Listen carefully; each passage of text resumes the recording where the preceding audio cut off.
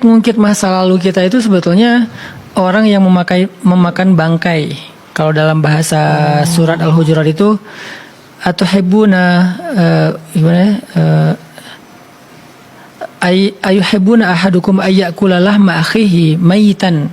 Apakah kalian suka jika memakan bangkai saudaranya sendiri? Jadi setiap kali kita membicarakan aib ataupun masalah orang lain, apalagi orangnya udah hijrah gitu kan, udah taubat gitu ya, kita masih mengungkit-ungkitnya, itu tuh kayak kita makan bangkai. Kenapa sih Allah menggunakan istilah makan bangkai?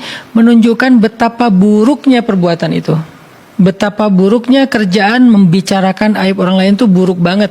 Atau mencari-cari kesalahan. Kalau nggak ada aibnya, mencari-cari kesalahan orang lain itu adalah sesuatu yang paling buruk, paling dibenci. Coba ada nggak di antara kalian dikasih bangkai terus mau gitu? Nggak mau.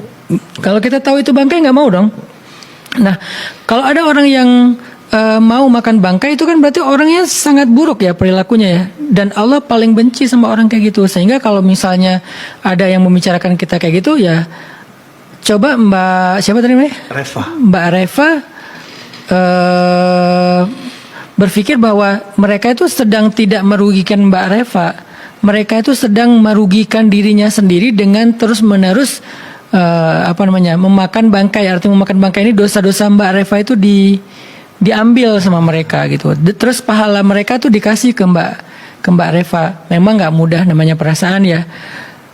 Tapi setidaknya kesadaran ini membuat kita lebih tangguh, lebih tahan lah daripada kita merasa bahwa ucapan mereka itu merugikan kita. Tapi yang paling penting di sini justru kepada mereka yang masih suka ngungkit-ngungkit masa lalu orang atau membicarakan aib orang atau mencari-cari kesalahan orang. Kalian tuh tahu nggak sih Allah benci banget sama kalian? Kalian tuh masih makan bangkai. Oh, kalau kalian nggak peduli ya udah, berarti kalian akan menjalani hidup yang penuh dengan kebencian Allah dan itu nggak akan berkah sama sekali. Hati-hati dengan kata Nabi itu, 2 dosa yang Allah paling nggak suka. Satu adalah ghibah, yang kedua adalah mengadu domba. Nah, jadi ketika kalian membicarakan aib orang itu, kalian itu sebetulnya menjadi orang yang sedang dalam keadaan dibenci sama Allah. Apapun yang kalian lakukan itu nggak akan jadi kebaikan.